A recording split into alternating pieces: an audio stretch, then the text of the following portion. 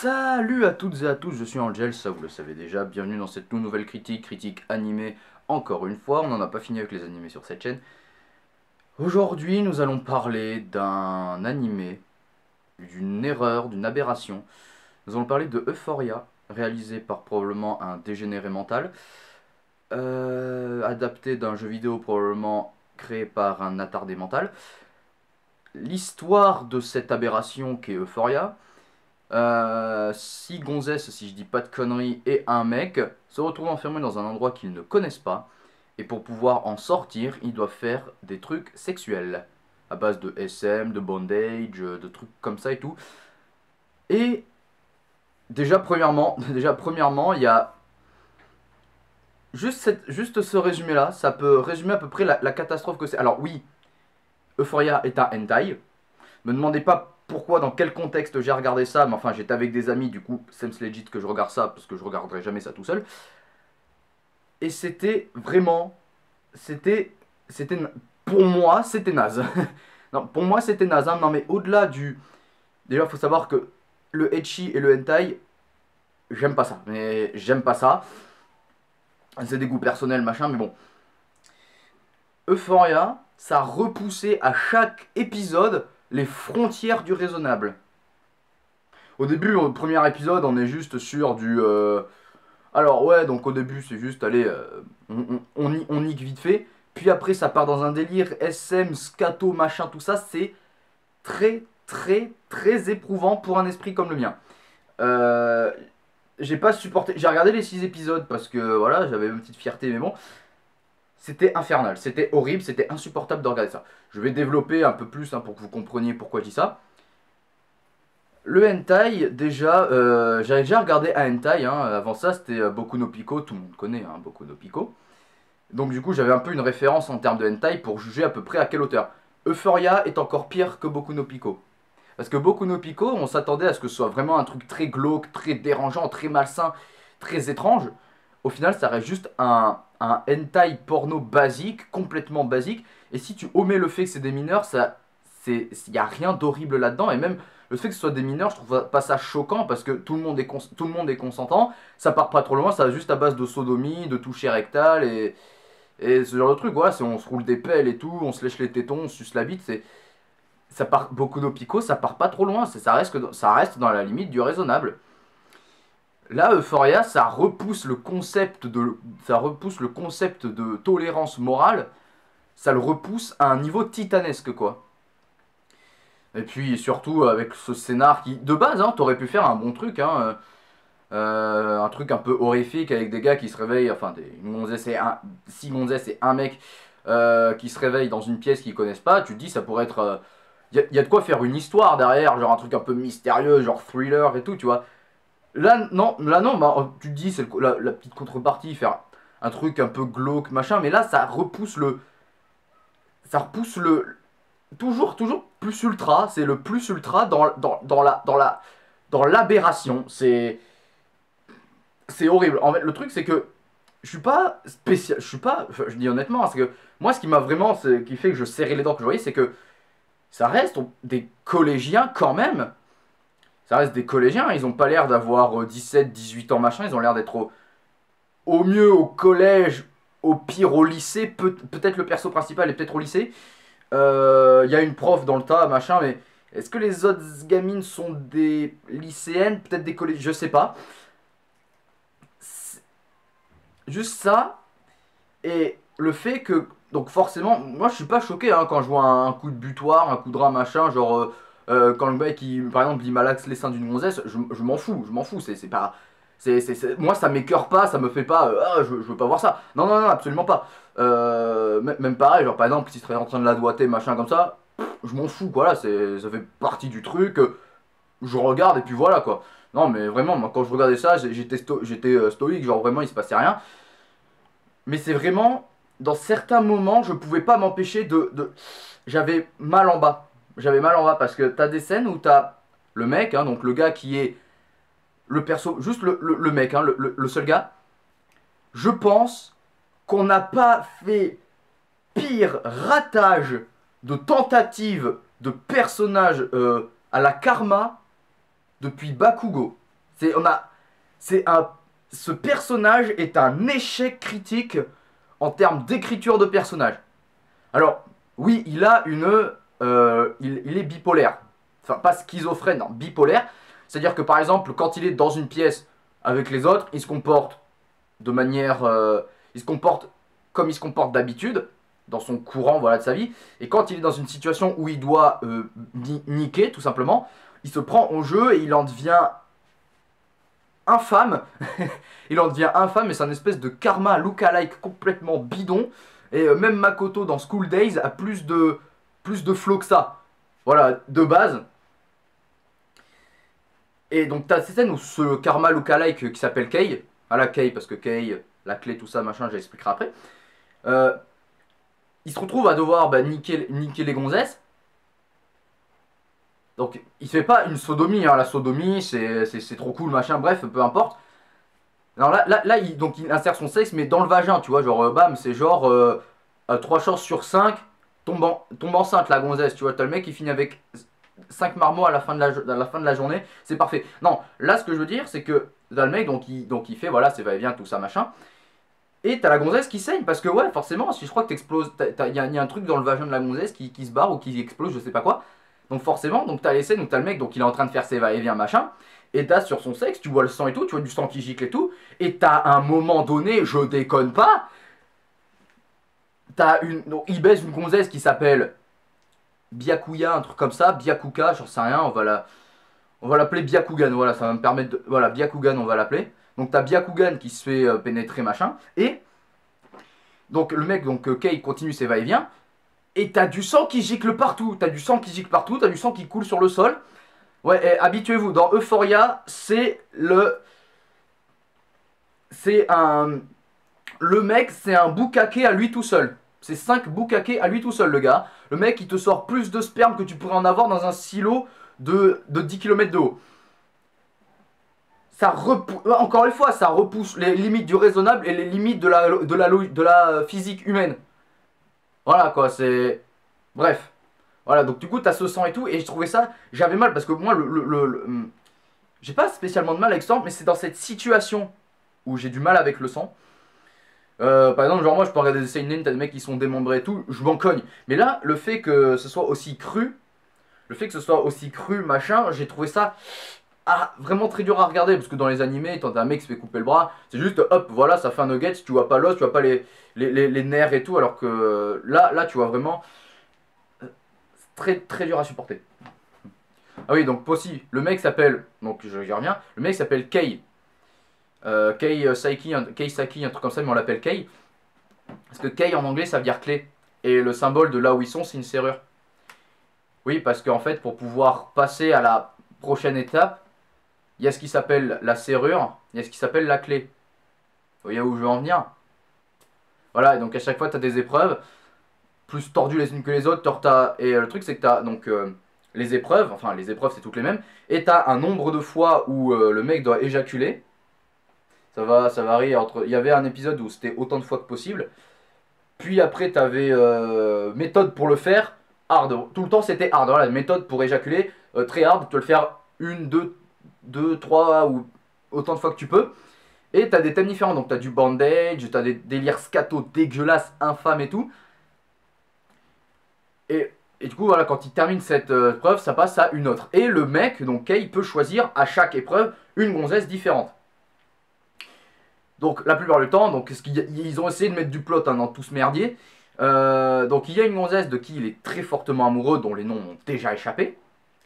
À part la prof qui s'appelle Aoi, du coup, voilà, parce que je pense à Belzebub, ça me permet de me rappeler. Donc il choisit la gonzesse dont il est éperdument amoureux. Donc voilà, donc ils font toutes les épreuves, c'est dérangeant, tu te demandes comment la gonzesse a fait pour supporter ça. Puis après, l'épisode, hein, les épisodes n'ont plus aucun fil directeur. Les épisodes n'ont plus aucun fil directeur. Et c'est ça qui est intéressant d'avoir la rêve d'où vient Euphoria. Euphoria, pour ceux qui ne sauraient pas, enfin je l'ai dit dans le début de la vidéo, mais Euphoria de base est un jeu vidéo. Un jeu vidéo où tu dois faire des choix, hein, un peu un jeu à la Telltale, même si Telltale n'aurait jamais osé faire une aberration pareille. Et quand tu choisis, donc quand tu fais des choix, ça mène sur des fins différentes. Et l'animé a pris donc ces fins-là et les a mis dans son truc. Ce qui fait que t'as pas vraiment de fil directeur. T'es plus dans... Il y a des fois, vraiment, tu reviens en arrière, mais c'est la même histoire, mais raconter si t'as fait un tel ou un tel. Par exemple, je dis de la merde. Imaginons un jour, toi, dans un animé, imaginons, dans un épisode de, je sais pas, allez, on va prendre un animé qui marche bien en ce moment, on va prendre My Hero Academia. Si on fait un épisode où Midoriya, par exemple, va, par exemple, déclarer sa flamme à Ochako, enfin l'inverse plutôt, dans Ochako va déclarer sa flamme à Midoriya, et bien dans Euphoria, on va te raconter cette version-là, et après on va revenir en arrière, et on va te raconter une autre version si Ochako avait décidé de ne pas déclarer sa flamme à Midoriya. Voilà, c'est un exemple de merde, mais j'espère que t'as compris. En gros, voilà, il y a un délire de timeline, de réalité et tout, machin. C'est pas plus mal, hein, mais le truc, c'est qu'il faut avoir la ref pour comprendre, de base. Et surtout, ça part dans un délire, c'est vraiment le dernier épisode, j'en pouvais plus. Ceux qui étaient avec moi, mes deux amis, là, vous pouvez témoigner, je n'étais pas bien à la fin. C'est que, pour moi, c'était très dérangeant. Vraiment, parce que t'avais, donc, dans le lycée, donc vraiment pour parler de la fin, enfin, une des fins en tout cas, t'as une fin où donc Kei et sa gonzesse, dont le nom m'a déjà échappé, se retrouvent donc dans leur lycée, je crois, ou leur collège, bon, peu importe, on s'en fout. Et il y a la gonzesse qui est amoureuse de Kei, qui a corrompu les autres gars de la classe, enfin les autres gars du lycée ou collège, et qui leur fait baiser les gonzesses du lycée ou du collège, ce qui fait que t'as une scène complètement horrible où t'as toutes les gonzesses en train de se faire pénétrer, tout machin, en train de sucer contre leur gré machin. Et il y a donc forcément, donc voilà, donc il lui dit, donc cette gonzesse donc, est éperdument amoureux de Kei, lui dit, il y a une question, c'est qui tu vas tuer entre moi, donc la gonzesse qu'il aime, et qui ressemble à Kataoka dans Assassination Classroom, hein, et ta gonzesse que tu aimes, voilà, qui est à côté de toi, machin. Et après, donc ça, le truc c'est que le mec doit se décider, sinon au niveau psychologique, elle le pousse à bout, hein, donc t'as un truc genre Human Centipede avec des trucs, avec un délire scato machin. T'as la gonzesse qui se fait violer par les autres gars à côté. T'as le mec qui se fait pénétrer contre. Enfin, qui se retrouve à pénétrer voilà, la gonzesse contre son gré machin. C'est vraiment au-delà du raisonnable. Et aussi, t'as un moment où t'as les quatre autres gonzesses, hein, si je dis pas. Ouais, les quatre autres gonzesses. Qui se retrouvent à crever l'une après l'autre s'il répond pas à la question. J'adore ma vie, hein, vraiment, pour regarder ce genre de merde. Et vraiment, vraiment fin. Il y a un moment donné dans cette fin qui est adorable si t'as pas le contexte. Je vais m'expliquer, d'abord je vais un peu amorcer la situation. À la fin, nous découvrons que Byakugan, hein, donc la gonzesse qui ressemble à complètement, c'est une poupée le truc. On dirait un peu Kanzaki dans Assassination Classroom. Je sais pas si vous voyez qui c'est. Mais là, c'est beaucoup moins, étrangement beaucoup moins appréciable, en beaucoup moins attachant et en beaucoup moins adorable. Je sais pas si je l'ai dit deux fois adorable, c'est pas grave. On découvre qu'en fait elle faisait partie d'une secte. Pourquoi pas elle faisait partie d'une secte. Ces sectes, il y a un délire avec la douleur machin, j'ai pas capté parce que déjà le truc est en anglais, et une phrase en anglais je capte une phrase sur 15. Et elle se retrouve donc avec 5 gonzesses, 5 apôtres, hein, on va dire des apôtres, hein, qui vouent un culte à cette secte complètement débile, qui se retrouvent à se faire pénétrer voilà, par Kei pour que ce dernier les engrosse afin de pouvoir donner naissance au Sauveur. Sauveur qui va sauver probablement l'humanité ou le bon goût, je sais pas, c'est un des deux en tout cas, peut-être même les deux. Et donc on a une scène dérangeante où t'as le mec pendant littéralement 8 mois, un truc comme ça. Il se retrouve à pénétrer des gonzesses contre son gré. Parce qu'on lui injecte, des aphrodisiaques et tout, donc t'as le mec il est toujours au garde à vous. Et t'as les gonzesses qui ont juste à s'empaler et à faire des va-et-vient. Et t'as un truc horrible où t'as donc Byakugan qui est réussi à tomber enceinte machin. Continue elle continue de se faire pénétrer comme si elle croyait que genre quand t'étais enceinte et que tu refaisais ça en éjaculant, tu pouvais avoir un deuxième fœtus qui a déjà dans le fœtus, puis 3, puis 4. Elle voulait plein de sauveurs pour tenter d'avoir un sauveur. J'ai envie de dire, si t'as pris 5 gonzesses avant, ça te sert à quoi de te faire, de tenter de faire 5 gosses? Parce qu'il y en a déjà 5 autres à côté. Voilà, donc on a ce truc déjà, donc la gonzesse enceinte qui pénètre le gars et tout. Et c'est, moi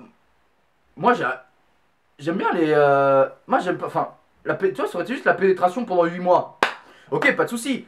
Mais si tu rajoutes une gonzesse en cloque, donc avec un bébé à l'intérieur, donc un bébé quand c'est dans le ventre, c'est quand même putain de fragile, donc fais attention, merde, hein, tu vas pas faire des grands écarts ou la roue, faire du taille, de la box taille par exemple, avec un bébé dans le bide. Là, non, mais là, c'est vraiment aucun ménagement pour ce pauvre gamin. Et le meilleur, ou enfin le pire ou le meilleur, suivant où vous vous situez, c'est que Byakugan, on apprend que c'est en fait la fille de Kei.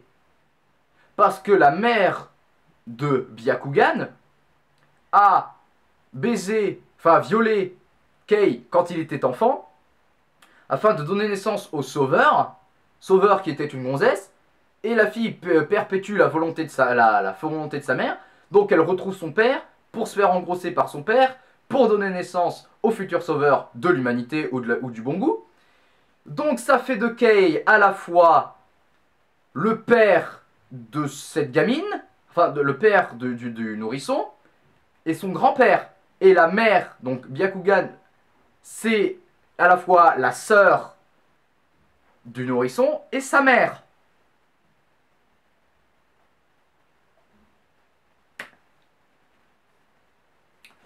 Et j'entends des gens me critiquer l'inceste éventuel qu'il peut y avoir dans Citrus, ou le côté dérangeant, ou le côté pédo de Boku no Pico. Vous avez pas regardé Euphoria? Moi je dis c'est Euphoria qui devrait avoir une réputation de pire animé de tous les temps. C'est pas Boku no Pico les gars. C'est de vous à moi, de vous à moi. Ceux qui ont regardé Euphoria, osez me dire que c'était pas plus éprouvant à regarder que ceux qui ont aussi vu Boku no Pico dans le tas, que Boku no Pico. Donc, t'as un plan à la fin où tu les vois genre heureux machin, et t'as un plan qui est adorable où tu vois la petite fille en train de faire un câlin à sa mère, tout le monde sourit machin. Ce plan est honnêtement, hein, si je peux dire un truc positif, cette scène est adorable. Cette scène est adorable, hein, moi j'aime bien ce genre de réunion de famille, parce que la plupart du temps après ça termine en carnage où tout le monde meurt, c'est trop cool. Suffit de regarder Clannad par exemple. Mais c'est adorable quand t'as pas le contexte, ni la référence, et c'est dérangeant et perturbant quand t'as le contexte et les refs. Moi, par exemple, ce que je vais faire, je vais prendre un screen de ce qui s'est passé là, enfin de ce plan. Je vais dire, regardez ça, vous trouvez ça adorable? Je fais oui, et boum, j'explique qu'en fait le père c'est le grand-père et que la mère c'est sa sœur. Voilà.